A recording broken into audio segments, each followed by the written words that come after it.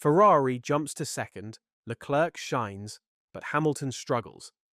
Tension builds, critics question his pace, and McLaren surges ahead.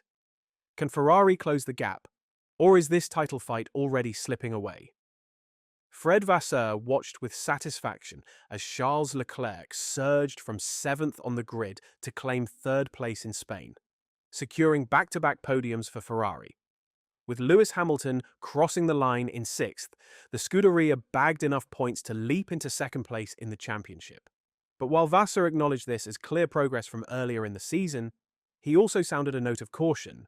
McLaren still holds a commanding lead, both in the standings and on pure race pace. "I prefer to be 2nd than 4th or 5th," he said. "Honestly, if you have a look, we were 50 or 60 points behind Mercedes and Red Bull after China, when we were disqualified, and now we are in front of them. I think that over the last 4 or 5 events we did a decent job, but we also have to keep in mind that we are here because we want to win races, but we don't want to be P2.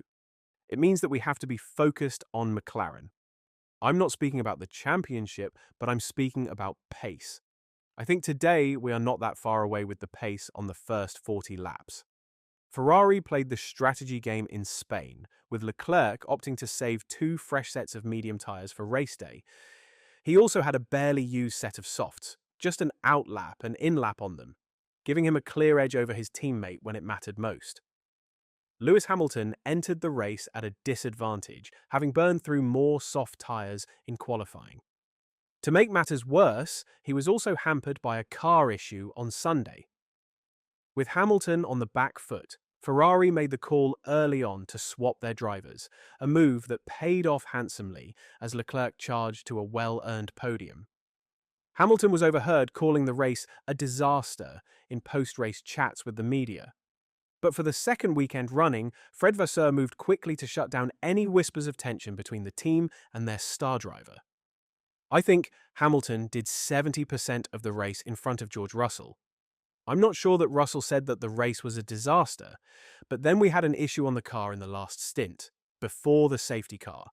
And the result is not good, but he did 45 laps in front of Russell. The race's biggest flashpoint came during the chaotic restart, kicked off by Leclerc muscling past Max Verstappen. The pair made contact down the straight, prompting a steward's investigation, though no penalties were handed down, a call that Vasseur fully supported. I even didn't notice that there was an incident. Honestly, then with Sky Sports, we tried to have a look on the steering wheel position on the straight, and it was at 0. It's not an incident.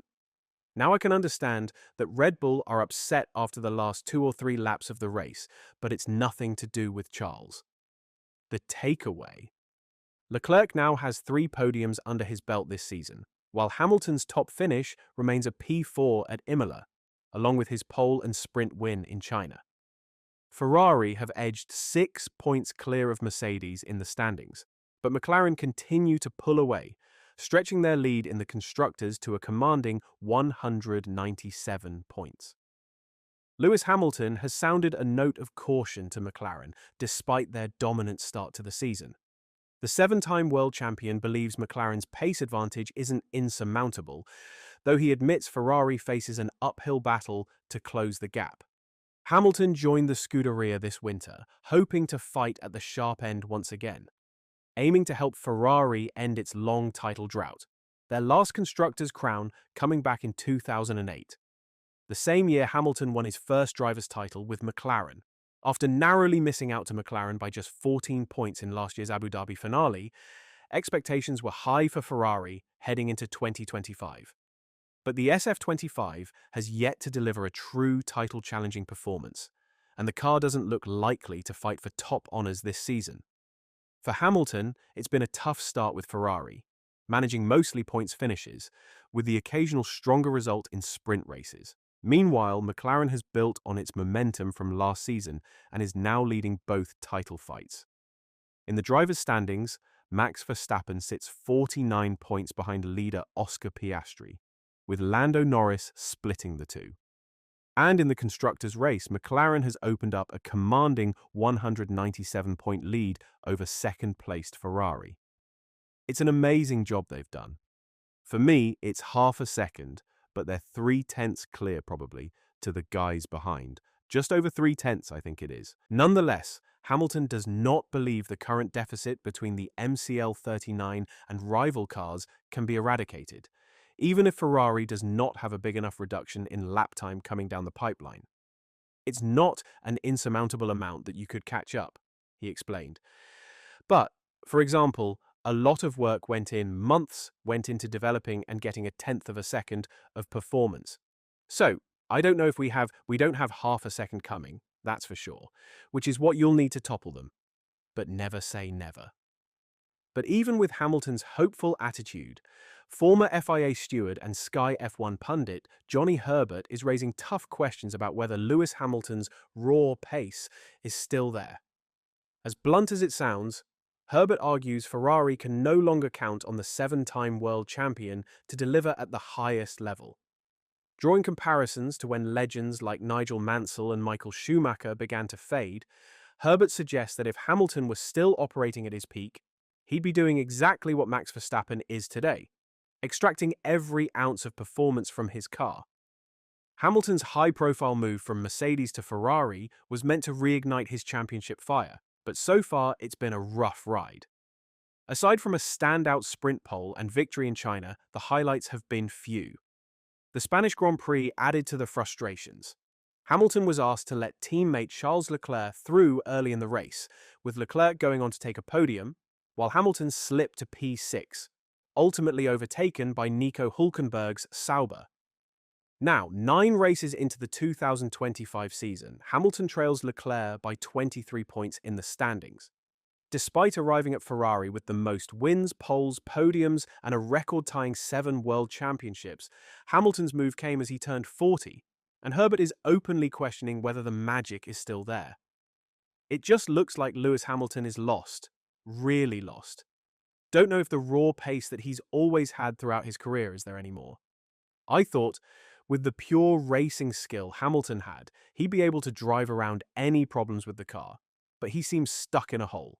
It's not nice to see. It's not the first time we've seen it in the sport, though. Nigel Mansell won his championship in 1992, went to America in 1993, came back in 1994, and it didn't work anymore for him. It happened with Michael Schumacher too. When he had his break and came back, then he wasn't the same Schumacher as before. You're always going to have your peak and an end of your peak.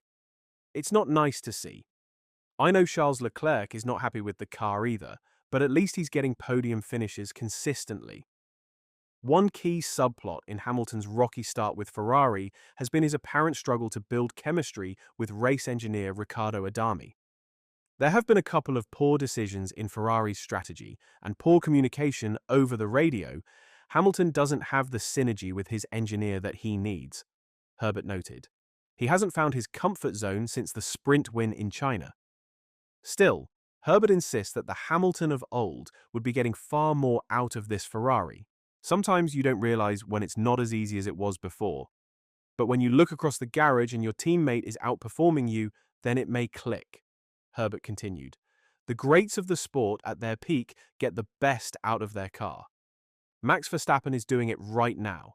Hamilton just can't seem to get the extra he needs anymore. He won't understand why he can't because he'll feel like he should be able to. But Leclerc is outperforming you in the same car. Ferrari may have climbed to second, but the road to the top remains steep. While Leclerc continues to deliver, questions swirl around Hamilton's form.